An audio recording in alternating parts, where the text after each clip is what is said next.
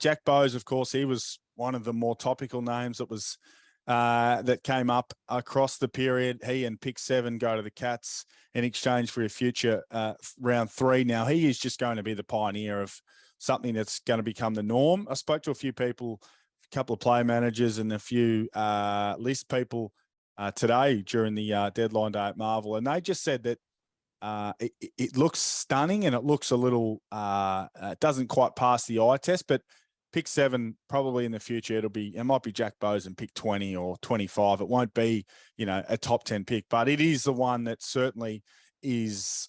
I know the mega trade with Horne-Francis, and that was a lot to take in, but the Jack Bowes pick 7, that was the one that probably your general footy fan had the most trouble working out.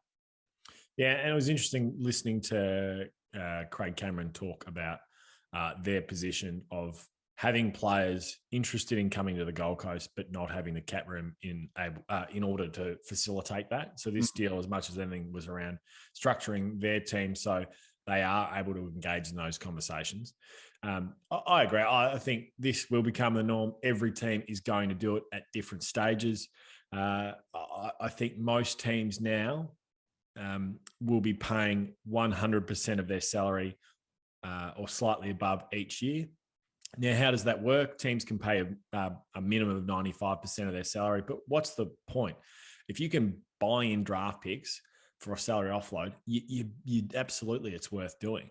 The one caveat I will talk about with Geelong and Jack was that he was one that was identified, in June, far earlier. Having watched some of his footy, I know Andrew Mackey's been all over him. So it was more about what he can do. I see him as that, he plays a bit like Mitch Duncan. He's really clean with the ball. He's a really good decision maker. But he's probably a bit better than Mitch overhead. And Mitch has had an incredible career, obviously. But we see some real upside with what, he's going to be able to provide to our midfield and the flexibility to play other positions as well. Your involvement was thrown around. Just confirm or deny. Were you involved in the process? Well, we're the same management, so yes. I'd ask the question halfway through the year, around where he's at, and it was more asking Andrew Mackey, and Mac is, his response was, I'm all over him. So it's nice for that one to come through, and we're really excited with what he can bring to the team.